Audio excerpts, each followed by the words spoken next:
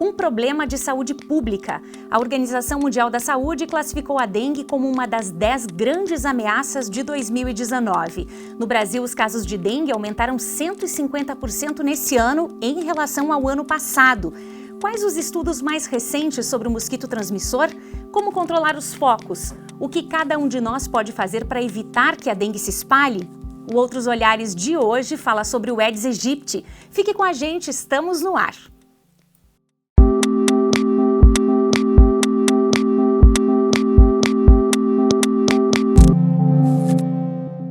Nosso convidado de hoje é o doutor em entomologia, pesquisador e professor da UNO-Chapecó, Daniel Albeni Simões. Seja bem-vindo, professor. Obrigada pela sua participação aqui no programa. Obrigado eu pelo convite, pela oportunidade de poder falar um pouquinho, sobre as pesquisas que a gente faz aqui na universidade. Tá certo, mas antes da gente falar um pouquinho sobre a questão do controle das pesquisas, eu gostaria da sua ajuda para a gente caracterizar um pouquinho esse mosquito, O Aedes aegypti, de onde ele vem, como é que se desenvolve esse mosquito? Então, o Aedes aegypti é um mosquito que o próprio nome diz, Aegypti vem do Egito, Então ele vem da região da África, ele chega no Brasil na época do tráfico negreiro, aproximadamente em 1500, e ele está aí até hoje. Ele coloniza cidades, ele parte para o ambiente urbano, encontra uma boa situação, que é o quê? O acúmulo de água, principalmente em recipientes descartados ou descartáveis, e ele está aí até hoje com o ser humano, vivendo junto com o ser humano e trazendo todos esses problemas que a gente conhece. Então ele não é próprio daqui do Brasil, ele é considerado exótico, é isso? Exatamente, ele é uma espécie exótica, uma espécie introduzida, Acredita-se que ele veio nos navios negreiros, tanto na forma adulta quanto na forma de ovos e larvas, que se acumulam principalmente na água de lastro. Então ele veio e com a água de chuva e com a água que eles traziam para beber nos navios também. Então ele chega junto com os escravos e ele se estabelece de uma maneira eficiente no Brasil e está aí até hoje. Encontra as condições, Agora, do que ele se alimenta? Como é que são os hábitos desse mosquito?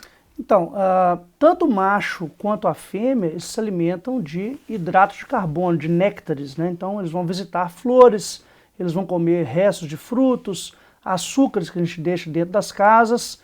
Entretanto, o macho é o único que não se alimenta de sangue. Só as fêmeas, elas se alimentam de sangue. Elas fazem o que nós chamamos de hematofagia, que seria a alimentação de sangue para que ela possa produzir os ovinhos dela. Então ela precisa do sangue de mamíferos, no caso nós, os seres humanos. Somos os preferidos, então a alimentação preferida das fêmeas. Na realidade nós somos os preferidos porque somos os mais abundantes, Nas cidades a gente encontra muito mais seres humanos do que outros animais, Então hoje nós podemos dizer sim que existe uma preferência pelo sangue humano. E qual é o papel que esse inseto desempenha na natureza, se considerar? Ele tem alguma função colaborativa, assim, digamos? É difícil falar sobre isso, porque todos os animais que vivem dentro do meio ambiente, sejam eles exóticos ou não, como é o Aedes aegypti, eles desempenham alguma função nesse ambiente. Então, como eu disse a você, se os machos e fêmeas eles visitam flores, então eles são insetos polinizadores, Os machos, principalmente, são insetos polinizadores. Então, a gente não sabe quais que seriam as consequências da remoção desses insetos totalmente do ambiente. Olha só, e o que faz, professor, com que ele seja um agente transmissor, um vetor transmissor aí de doenças? Então, como as fêmeas se alimentam de sangue, elas precisam realizar essa hematofagia, elas acabam se infectando com o que nós chamamos de arbovírus. O que são os arbovírus? São todos aqueles vírus que são transmitidos exclusivamente por insetos, a gente chama de arbovírus. E a dengue, que é o principal, talvez até antecipando um pouco uma pergunta, nada mais é do que um arbovírus, uma arbovirose que chega no ambiente urbano por intermédio do Aedes aegypti. E aí ele tem as condições biológicas, ele tem toda a estrutura para fazer essa transmissão enquanto inseto, é isso? Exatamente. Ele encontra todas as condições para fazer a transmissão do vírus e ele se infecta também, Professor, agora, tem se comentado que o mosquito, ele está ficando mais resistente, ele está desenvolvendo outras características, mutações na natureza. Antes ele buscava, por exemplo, água parada e limpa, hoje ele já se reproduz na água suja. Isso é verdade? Isso confere? Na realidade, nós temos uma mistura de vários conceitos, A gente traz erroneamente, desde o início de entendimento de biologia de mosquitos, que os mosquitos eles têm preferência por água limpa, o que não é verdade de jeito nenhum, né? Olha Por só. quê? Porque as larvas do mosquito, como se desenvolvem na água, elas precisam se alimentar de matéria orgânica.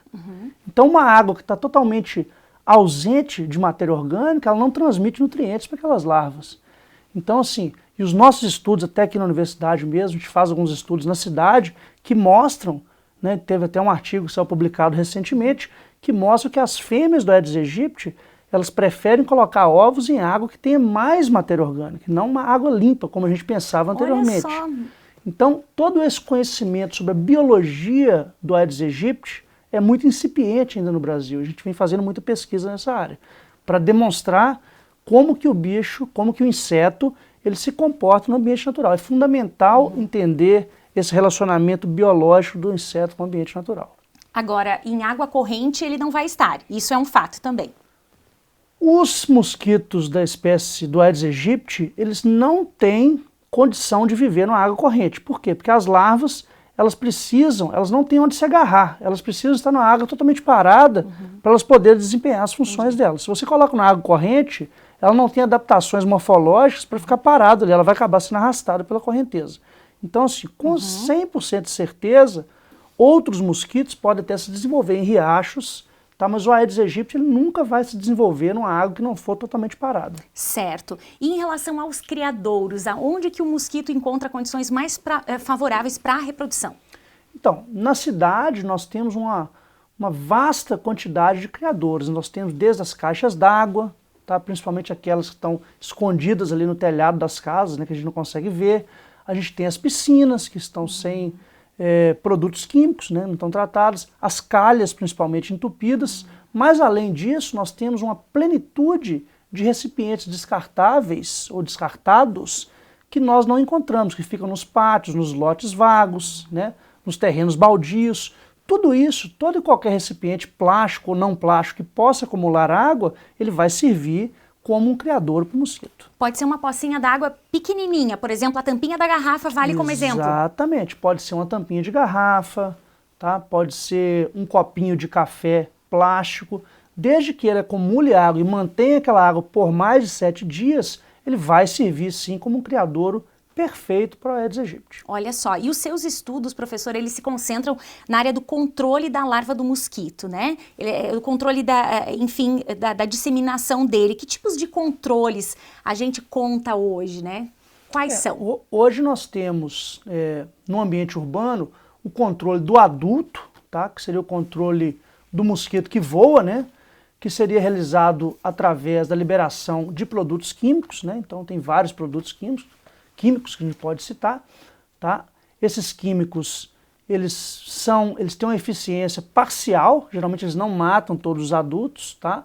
E nós temos também o controle das larvas, que seria a aplicação de produtos ou químicos ou naturais naqueles recipientes onde as larvas se criam, né? Então se é uma caixa d'água, você vai colocar um inseticida na caixa d'água, se é uma piscina, vai colocar na piscina, se é uma calha, vai colocar na calha, ou você vai tentar colocar isso no ambiente para alcançar esses recipientes descartáveis que também servem de criadouros. E esses medicamentos ou, enfim, inseticidas que controlam o mosquito, eles interferem no ser humano? Eles fazem algum tipo de mal para o ser humano? Também é uma questão extremamente delicada de se falar, mas nós todos sabemos que aqueles produtos de origem química, principalmente produtos sintéticos que são sintetizados no laboratório, eles causam um certo tipo de toxicidade para todos os organismos no ambiente, não só os seres humanos, mas outros organismos. Eles não são específicos para o mosquito. E é por isso que os químicos eles devem ser usados com uma certa cautela. Obviamente, no Brasil e no mundo, esses químicos são usados numa situação que a gente chama de ultra baixo volume, eles são muito diluídos, porque quando eles chegam no ambiente, você não quer que ele seja maléfico para o ser humano. Então você dilui ele numa condição de partes por bilhão, são bilhões de vezes diluído. Só que isso, se utilizado constantemente, ele acaba tendo um efeito cumulativo, né? e não se tem estudos dizendo nem que é ruim, nem que é bom para o ser humano. Mas, obviamente, a gente sabe que, a longo prazo, isso pode vir a ser maléfico para os seres humanos. Certo. Professor, você acabou de voltar de um evento nos Estados Unidos e você fez uma fala, inclusive, né, sobre a questão dos desafios e soluções para o controle do mosquito do Aedes aegypti no Brasil. Que desafios e que soluções são essas, né? O que você viu nesse evento lá que você pode compartilhar com a gente? Muito bem. Inicialmente, eu fui convidado para participar da Semana da Academia de Mosquitos, na cidade de Nova Orleans, e eles queriam saber exatamente como que funciona o controle de mosquitos no Brasil, né? Quais são os maiores desafios que a gente tem hoje? Encontrar o mosquito, encontrar os focos do mosquito, tá? E os nossos controles, principalmente o controle dos adultos, ele é baseado em moléculas muito antigas. A gente usa inseticidas de mais de 40 anos de idade, então muitos deles já não têm tanta efetividade como tinha no passado. Então a minha abordagem foi bem falando dessa questão de como que é controlado no Brasil, como é feita a abordagem pelos centros de vigilância epidemiológica, né? E quais são as novas soluções. Eu falei um pouquinho sobre o trabalho do pessoal da Fiocruz, que está estudando uma bactéria que mata o mosquito, sobre o trabalho do pessoal de Belo Horizonte, que estuda o mosquito transgênico, né?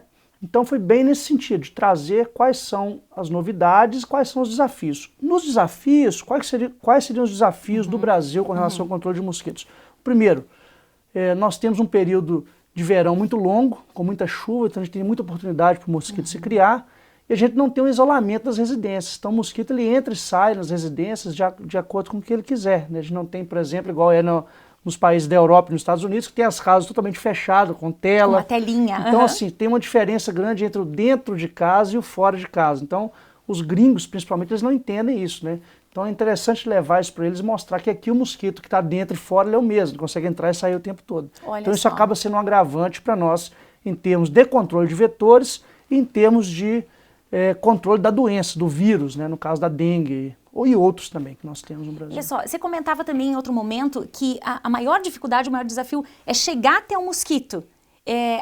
Chegar até o ovinho lá que ele colocou, a larva.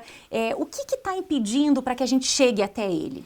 Então, hoje nós temos uma vigilância epidemiológica que conta com várias pessoas que vão nas residências, que procuram os focos do mosquito, que procuram os locais onde as larvas estão se criando, mas isso tudo é muito difícil.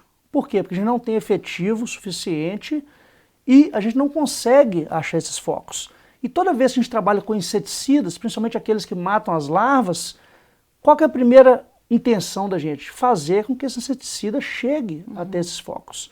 E muitas vezes, até nas nossas próprias pesquisas aqui da universidade, que a gente trabalha, vou até adiantar, com inseticidas biológicos, com testes de extratos de planta, de toxicidade com larva de mosquito, mas a grande preocupação maior dessas pesquisas não é simplesmente aferir se uma substância biológica ou química ela é letal, é fazer com que ela chegue até onde está o mosquito. Esse é o grande desafio hoje do controle de vetores. As pessoas têm colaborado, têm aberto suas casas para receber os agentes, ou ainda as pessoas acabam sendo um dificultador nos moradores? As pessoas recebem na medida do possível, mas mesmo as pessoas recebendo, a simples figura do agente ali, enquanto agente fiscalizador, não é suficiente, porque ele não consegue cobrir a área toda. Nós precisaríamos de um batalhão de agentes para conseguir vistoriar todas as casas que a gente precisa. Então a gente precisa da colaboração das pessoas, a gente precisa de permitir a visita do agente, mas acima de tudo, nós precisamos de estudar métodos alternativos que direcionem como que esse inseticida, biológico ou químico ou natural, vai chegar até o local onde nós temos as criações de mosquitos. Certo. Aquele local que a gente não vê. Olha só, é um grande desafio mesmo. Professor, daqui a pouquinho a gente volta a falar e seguimos nessa conversa. Já voltamos para falar um pouquinho sobre as pesquisas feitas aqui na UNO Chapecó envolvendo o mosquito e ainda verdades e mentiras sobre o Aedes aegypti. Já.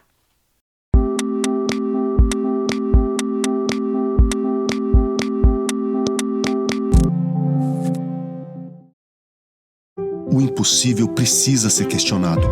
E se eu te disser que dá para transformar soro de leite em curativo para a pele? Ou quebrar fronteiras e levar a universidade para as terras indígenas da região? Sua pupila e células neurais se expandem quando você vê algo novo. É possível o conhecimento mudar o mundo. o seu e ao seu redor. Acredite. Uno Chapecó.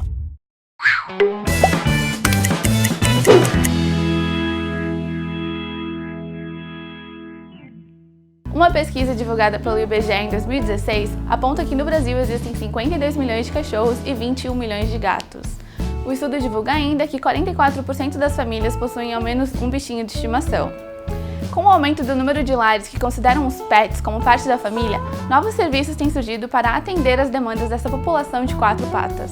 Com o objetivo de facilitar o contato entre o cliente e o pet shop, Lucas Dalberto, na monografia do curso de Sistemas de Informação, desenvolveu um aplicativo chamado Agenda Pet, feito para o sistema iOS da Apple. O aplicativo permite que o cliente escolha entre serviços oferecidos pelos pet shops mais próximos, além de agendar o melhor dia e horário para levar o pet. O aplicativo também auxilia no lembrete de vacinas, horários e dias que o animalzinho precisa ir ao veterinário. Segundo a Pet Brasil, em 2016, o mercado de pets movimentou no país mais de 18,9 bilhões de reais, o que nos coloca em terceiro lugar no mundo, atrás apenas dos Estados Unidos e do Reino Unido. Eu sou Ana Bertuoso e este é o Uno Ciência. Até a próxima!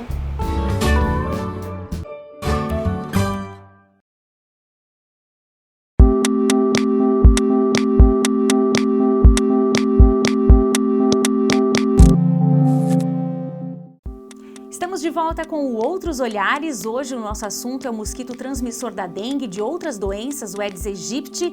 Aqui conosco Daniel Albeni Simões, doutor em entomologia, pesquisador e também professor da Uno Chapecó. Professor Daniel, vamos seguir com a nossa conversa aqui. Você estava nos falando sobre experimentos que você realizou nos Estados Unidos, junto com outros pesquisadores de lá. Eu queria que você contasse um pouquinho que experiência foi essa e também nos explicasse sobre o BTI, que é um tipo de bactéria para controle do mosquito, né? Pois bem, o BTI é uma bactéria, tá, que ela mata a larva do Aedes aegypti. É uma bactéria que foi desenvolvida aí há uns 20 anos atrás, já é extensivamente utilizado no Brasil, está chamado de Bacillus thuringiensis israelensis. Então vem o nome BTI. Tá? A gente coloca essa bactéria na água e cerca de 1 hora depois ela mata todas as larvas. É super rápida, então. E aí alguém poderia perguntar, então está resolvido o problema do Aedes aegypti. Não é bem assim. Por quê? Porque não é simplesmente, como eu disse anteriormente, ter o inseticida biológico, é fazê-lo chegar. E é exatamente isso que eu fui fazer nos Estados Unidos. Como é que foi a experiência lá? Então, nos Estados Unidos, o pessoal fez um experimento com o BTI, onde nós não precisávamos dos seres humanos para disseminar esse BTI. Aqui no Brasil, como é que funciona? O agente de saúde vai na sua casa e ele coloca o BTI na sua caixa d'água, na sua piscina, na sua calha entupida, só que ele deixa para trás todos aqueles recipientes plásticos que ele não acha, né? Aqueles que estão no pátio, que estão, né, escondidos lá no fundo da sua casa. Então o que nós fizemos nos Estados Unidos?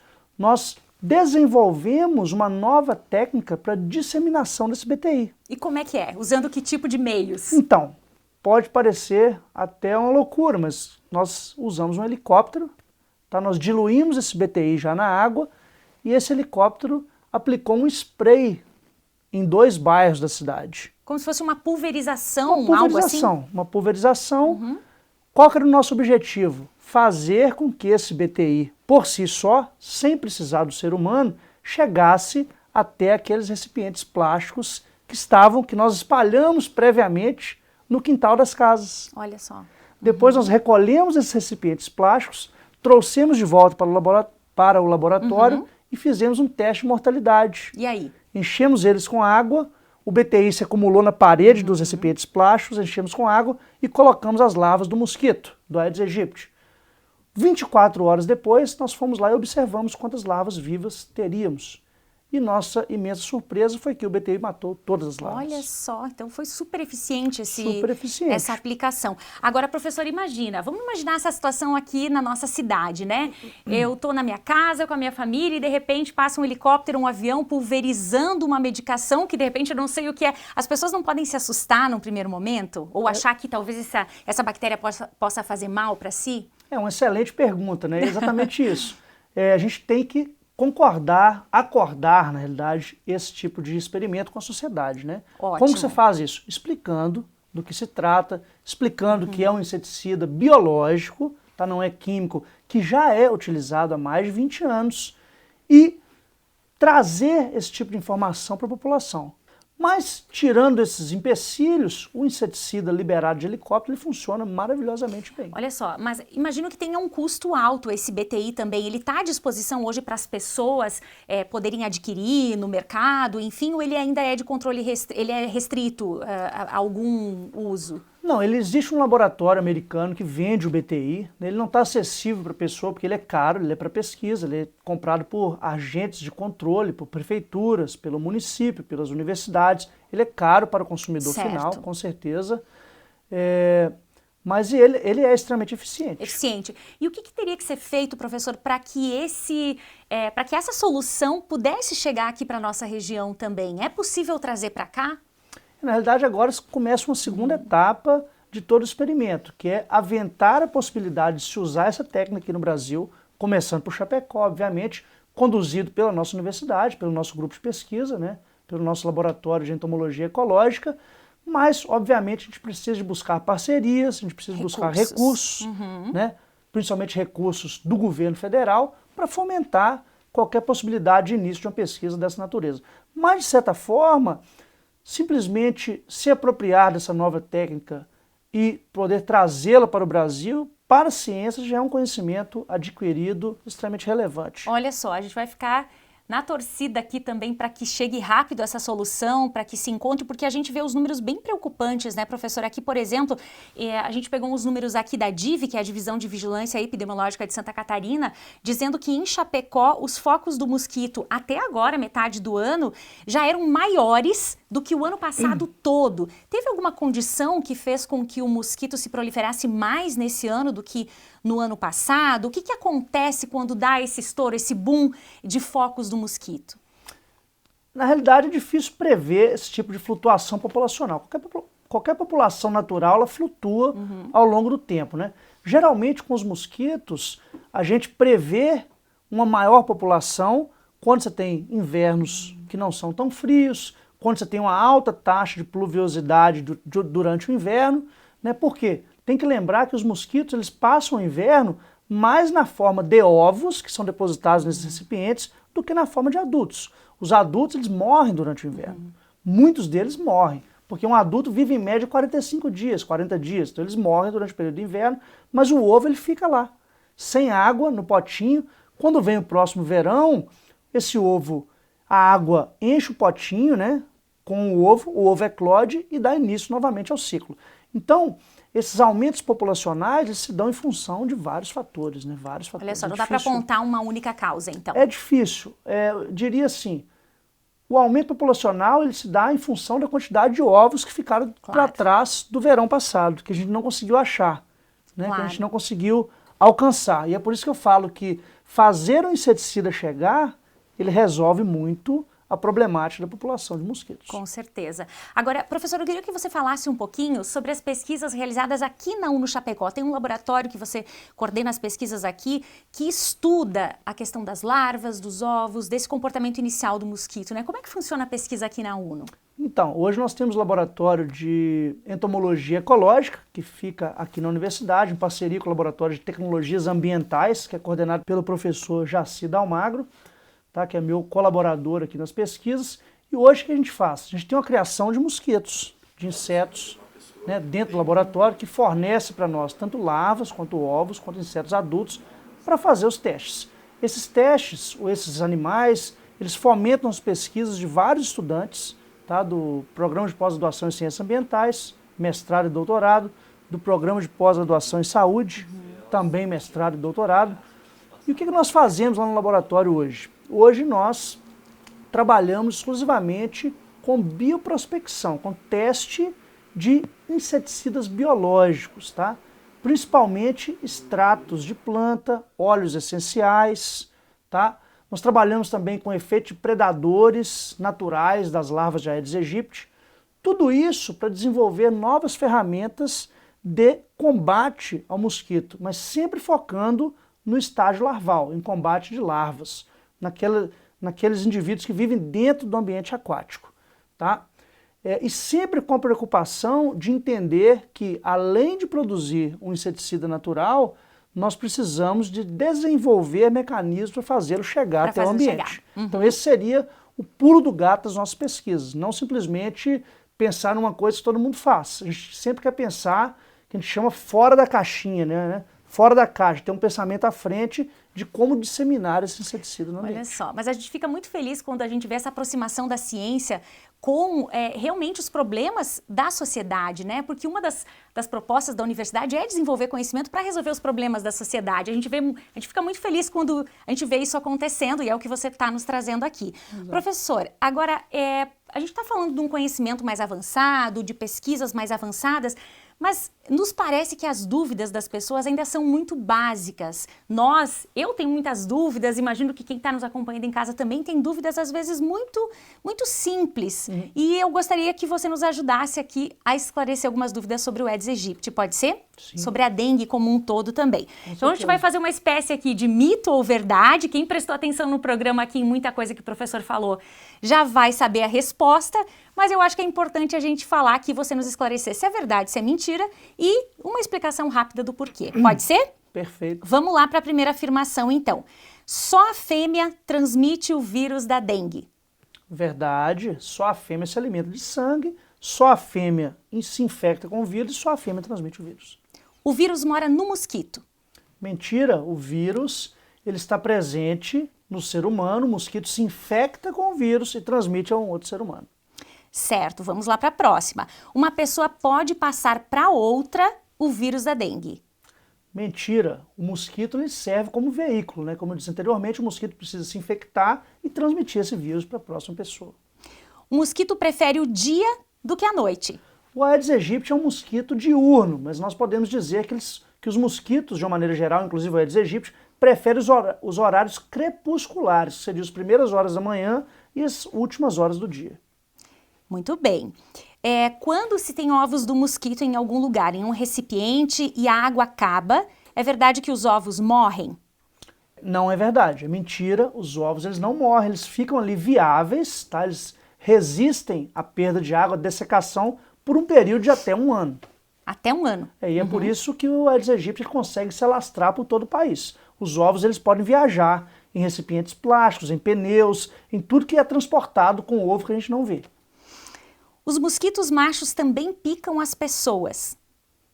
Mentira, só as fêmeas se alimentam de sangue. Os mosquitos machos, eles só se alimentam de carboidratos, de néctares, eles são polinizadores.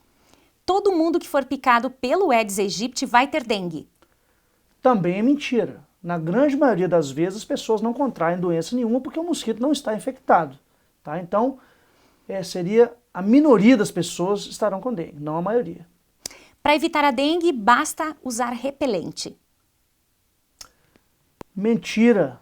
O repelente ele não garante 100% de eficiência. O mosquito ele pode picar mesmo estando usando repelente. Tem que combater o vetor, combater o adulto, o mosquito. Citronela, velas aromáticas, incensos, matam o mosquito da dengue.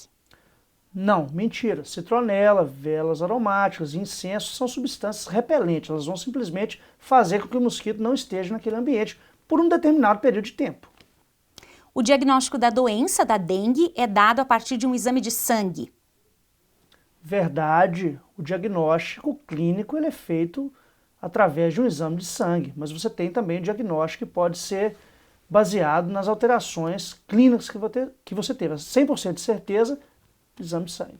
O maior problema em relação aos focos do mosquito, Aedes aegypti, são os grandes recipientes de água acumulada, como caixas d'água e piscinas. Parcialmente verdade, parcialmente mentira. Tá? Nós temos mosquitos que se criam em caixa d'água, em calha, em piscina, mas os grandes responsáveis mesmo são os pequenos recipientes, aqueles recipientes que são espalhados no ambiente que a gente não vê. Alguns peixes, professor, se alimentam de larvas do Aedes aegypti. Multiplicar a população de peixes acabaria com a dengue. Mentira, simplesmente porque os peixes estão em outro ambiente, né? Se você colocar num aquário um monte de larva de Aedes aegypti, o peixe vai comer todas, mas os peixes não estão nos recipientes plásticos jogados no quintal da tua casa. Os mosquitos, ou melhor, o mosquito Aedes aegypti não gosta de água limpa que fica acumulada nas plantas. Ele gosta só da água que fica nos potinhos. Mentira, ele vai nos dois ambientes. A diferença é que nas plantas, como existem outros organismos, por exemplo, predadores que vivem ali dentro, ele pode ser comido, aí você não acha ele, mas ele vai nos dois. O frio mata o mosquito. O frio em si, ele diminui muito a população de mosquitos. Tem menos mosquito no frio do que durante o verão, mas eu acho que mata o mosquito, na realidade, é a idade de vida dele, não simplesmente o frio. Água sanitária mata os ovos do mosquito. Verdade, água sanitária, café, perfume, água, tudo mata, tá? Tudo mata os ovos do mosquito. Mas o problema maior é você encontrar os ovos para serem mortos. Esse é o problema maior. Tá certo. A dengue pode ser contraída no máximo 4 vezes por uma única pessoa. Essa é uma pergunta interessante. É verdade, tá? Existem 4 tipos circulantes. Dengue tipo 1, 2, 3 e 4, e você só pega o vírus uma vez. Se você pegou o tipo 1, você não pega o tipo 1 mais, mas você ainda pode pegar 2, 3 e 4. Então tem muitas chances aí de pegar dengue, e lembrando que é uma doença que pode ser fatal, né? Então se você não quer pegar nenhuma vez, quer dirá 4. Imagina, se sobreviver até a 4ª, né, professor? Exatamente. Os ovos do mosquito podem viver até 1 mês. Os ovos do mosquito, é mentira, eles podem viver até 1 ano, né? Até 1 ano viáveis. A picada do mosquito provoca uma dor diferente na pessoa. Dá para saber, dá para identificar quando se foi picado pelo Aedes aegypti. Mentira. Pode ser que algumas pessoas desenvolvam respostas alérgicas diferentes, mas não dá para categorizar para toda pessoa. Tá? Isso é uma falácia de pensamento. O mosquito da dengue não consegue voar mais alto do que um prédio de 4 andares. Verdade, mas não quer dizer que ele não estará no 4º andar do prédio. Ele pode simplesmente ir da mesma via que você vai, escada ou elevador. Olha só que interessante. A gente fez uma proposta aqui de mito ou verdade com o professor. Imagino que muitas questões aqui foram esclarecidas, professor. A gente vai se encaminhar para o fechamento. Eu gostaria de lhe pedir que deixasse um recado para quem está em casa, quem está nos acompanhando também, para que pudesse, na sua casa, verificar e ser um agente colaborador também, né? Para que a dengue fique bem longe aí da gente. Então tá. Muito obrigado pelo convite. Meu recado final é o seguinte, pessoal. O Aedes aegypti é um mosquito desconhecido, mas não deveria ser. A gente precisa conhecer o mosquito, conhecer o inimigo que temos, controlar da melhor maneira possível, eliminar todos os recipientes que você pensa que pode funcionar como um reservatório para a criação de mosquitos e se inteirar principalmente sobre a morfologia do mosquito. Tem que conhecer para combater. Certo, professor Daniel. Muito obrigada pela sua participação e até a próxima oportunidade. Eu que agradeço, obrigado. Tá certo, então. Você aí de casa que nos acompanhou, muito obrigada pela sua atenção e até o próximo programa. Um abraço, valeu!